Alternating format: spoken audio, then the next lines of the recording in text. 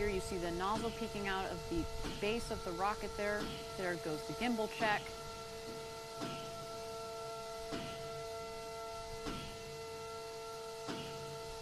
The engine gimbal, of course, is critical, but in particular as it's coming into land.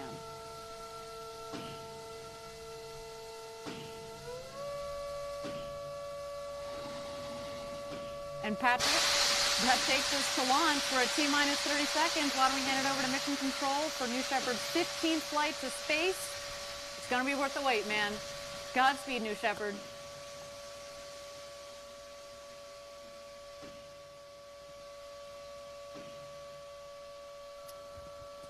Guidance internal. T-minus 10, 9, 8, 7, 6, 5, 4. Command engine start. 2, 1.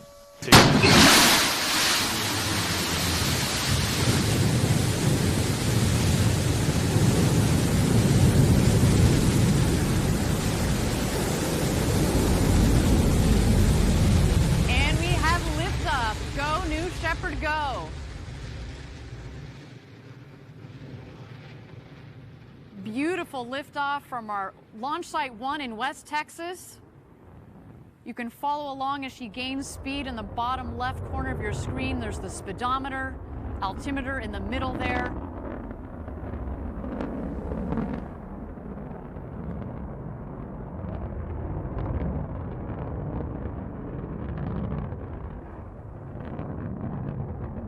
First milestone on our trip to space, max Q. That's when the dynamic pressure on the vehicle is at its maximum, the toughest point in flight for the vehicle.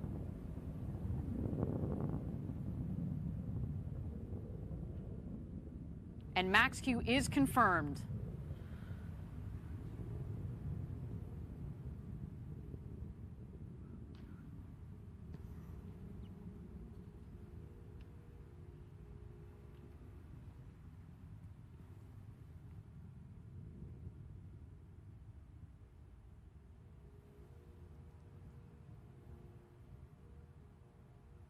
All right, right about this time in your flight, on ascent, you're going to max at about 3 Gs.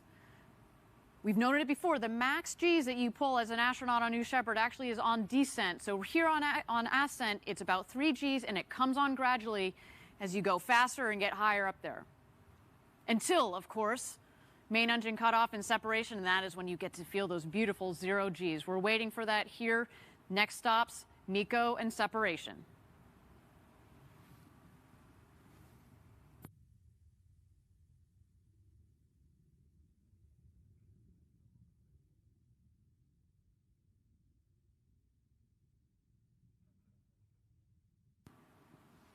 Coming up here on MECO, main engine cutoff. So far, a clean burn from our BE-3 engine.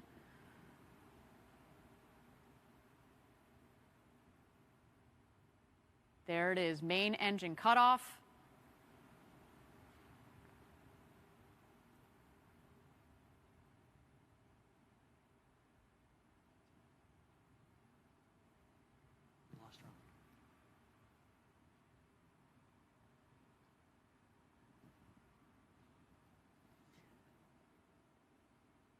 All right, appears we have lost the link to the J layer.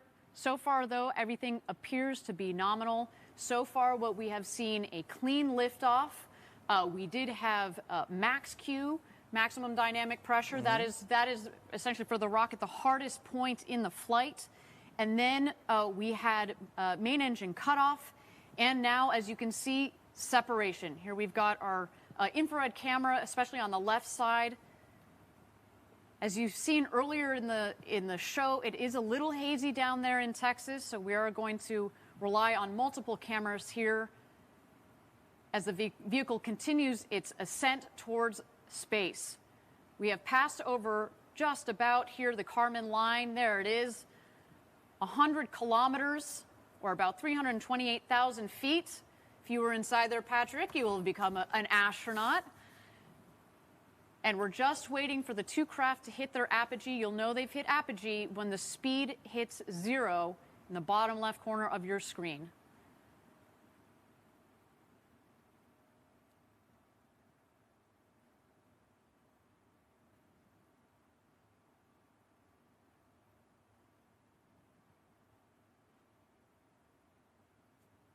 There it is, apogee just at about 346,000 feet. Of course, we're going to have official stats for you after the flight via Twitter, but so far so good, Patrick. Looks to be a nominal flight of New Shepard. You see the booster on the right and the capsule on the left. This is when they've begun their descent. As we've seen in the past, obviously the booster is going to beat the capsule down to Earth as it's more better aerodynamically shaped. Mm-hmm.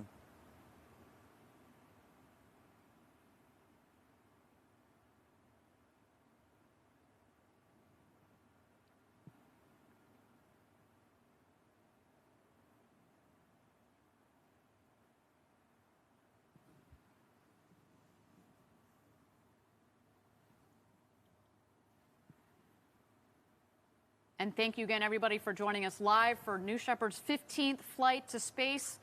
We are 5 minutes into what appears to be so far a nominal flight for New Shepard. We, of course, preceded the launch by what appears to be a perfectly executed astronaut experience rehearsal. While there are no astronauts on board today, that was a critical step towards our march towards first human flight.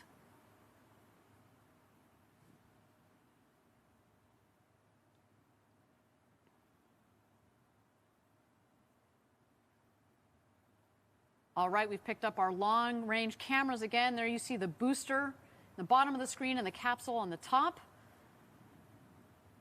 At this point, the booster is re-entering the atmosphere. It means it's going to have air pressure against which those aerodynamic surfaces Patrick and I were walking you through can push against to guide the rocket back to its landing pad. And to think this rocket will have peaked at almost Mach 4, and by the time it touches down, it's just going to touch down at about 8 kilometers per hour or 5 miles per hour. So relatively speaking, a nice soft landing. Critical, as we talked about reusability, the softer the landing, the quicker you can turn it around, right? You're not jostling the rocket, you're not jostling the hardware. You want to be able to flip it around nice and quickly. So there you see the aft fins. We also call them the pie fins because they're shaped like pie wedges.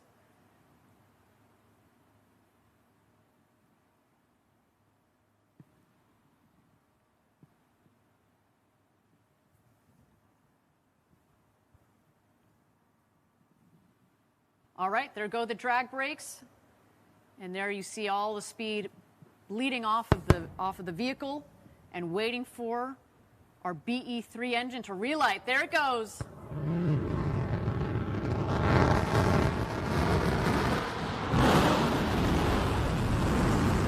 Landing gear deployed. Oh, look at that smooth landing.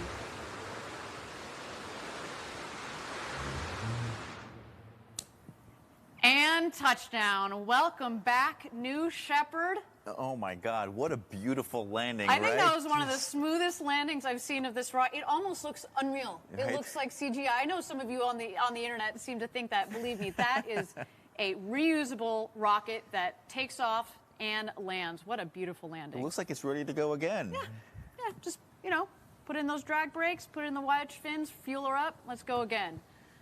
But until then, the show is not over. We do have the crew capsule here. On board, we have Mannequin Skywalker, as well as a couple of payload lockers filled with postcards from Club for the Future, from students from around the world. We are waiting to see the drogue chutes come out. They will be followed by the main parachutes. And a little wink from one of those big, beautiful windows. Look at that. There go the drogues.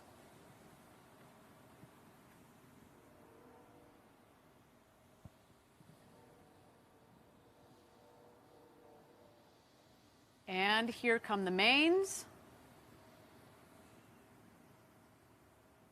All 3 parachutes are out. We're looking for full inflation, and there they go.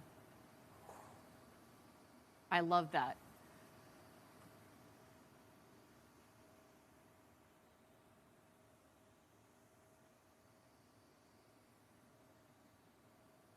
So far, so good. A nominal launch, nominal landing for the booster. We're waiting for the crew capsule to come into land. We're at about 1,600 feet to go. and a nice smooth descent at about 16 or so miles per hour. Just at about 25 or so kilometers per hour. That is a nice smooth descent. There's the valley of our West Texas launch Site 1 as we call it.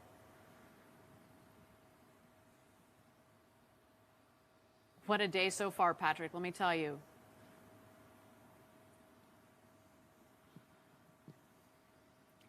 Now, at 800 feet to go here, we should remind everybody that we do have the retrothrust system that kicks on just in the last moment. Basically, it just creates a nice air cushion for the capsule so that if you, next time, hopefully, you know, when you and I are up on in that capsule one day, we are going to be getting a nice air cushion underneath the capsule.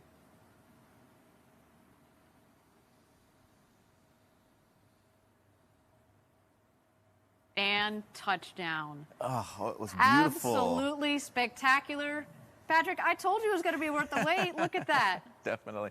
I love you. You can just see it just as it lands. You see that puff of air and it kicks up all that dust, but it's just such a gentle landing right there.